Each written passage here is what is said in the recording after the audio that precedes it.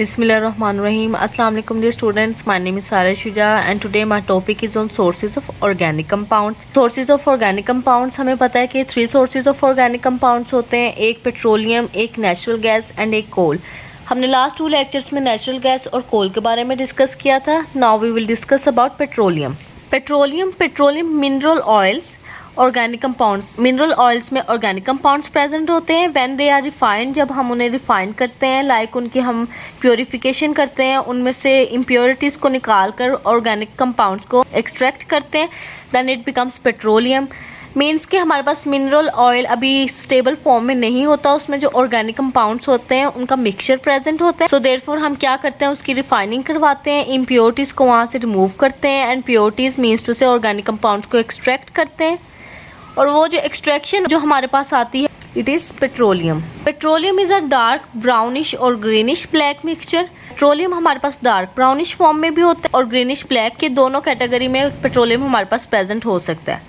अब हम next discuss करेंगे इसकी फॉर्मेशन के बारे में, how petroleum is formed. It has been formed by the slow decomposition by chemical and biochemical reactions of the remains of organic matter found between the sedimentary rocks.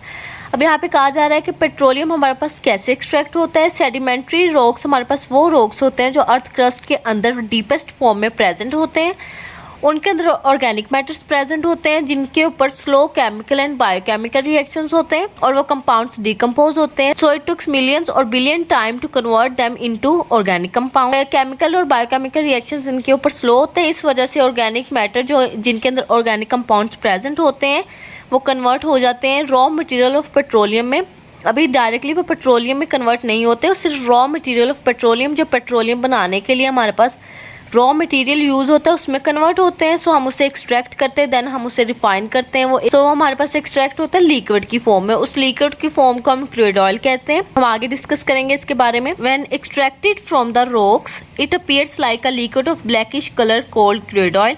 उन्होंने कहा कि जब हम सेडिमेंट्री रॉक्स में से ज़ाहिर बात है ऑर्गेनिक मैटर्स को एक्सट्रैक्ट करते हैं, जब रॉक्स में से इसे एक्सट्रैक्ट कर लेते हैं तो वो लिक्विड की फॉर्म में प्रेजेंट होते हैं, लाइक उनका ब्लैकिश फॉर्म में कलर होता है, उसे क्रूड ऑयल कहते हैं। और फिर इस क्रूड ऑयल को हम रिफाइन करते हैं, डिस्टिलेशन करवाते हैं इसकी, तो हमारे पास पेट्रोलियम एक्सट्रैक्ट हो जाता है। अब क्रूड ऑयल हमारे पास क्या होता है, crude oil is a mixture of hydrocarbons that exist in liquid phase. हमारे पास वो जो हमारे रॉक से हमने ऑर्गेनिक कंपाउंड्स को एक्सट्रैक्ट किया वो लिक्विड फॉर्म में होते हैं।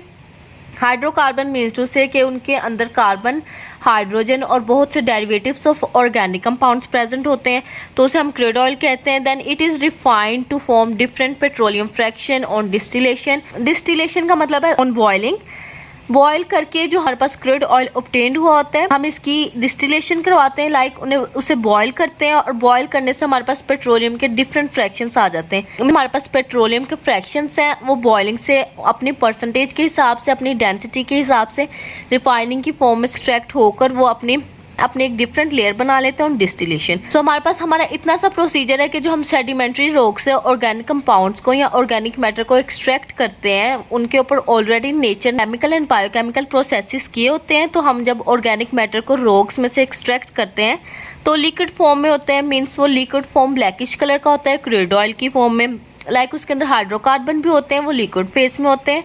फिर इन लिक्विड फेस की जब हम बॉइलिंग पे डिस्टिलेशन करवाते हैं, लाइक उन्हें बॉयल करते हैं, तो वो डिफरेंट पेट्रोलियम फ्रैक्शन बन जाते हैं। पेट्रोलियम कंपाउंड की जितनी डेंसिटी है उस हिसाब से वो लेयर्स बन जाते हैं और वो अपने फ्रैक्शंस में डिवाइड हो जाते हैं। After this a pure form of petroleum is extracted. ये सारा प्रोसीजर करने के बाद हमारे पास पेट्रोलियम की प्योर फॉर्म एक्सट्रैक्ट हो जाती है। किसी किस्म का भी पेट्रोलियम हो सकता है, गैसोलीन के फॉर्म में हो सकता है, आइसोब्यूटाइल फ्यूल, जो भी इनके हमारे व्हीकल्स में जो हमारे पास पेट्रोलियम यूज़ होते हैं उनकी फ्रैक्शंस हो जाती है, वो अपने व्हीकल के हिसाब से पेट्रोलियम यूज़ किया जाता है। There are about 4 oil refiners company in our country. Pakistan में इस वक्त जो हमारे पास ऑयल को या पेट्रोलियम को रिफाइन करती है, ये प्रोसीजर की रिफाइनिंग करती है और उसे सही फॉर्म में रिफाइन करके हमारे पास प्योर फॉर्म एक्सट्रैक्ट करवाती है, वो 4 कंपनीज इन आवर कंट्री।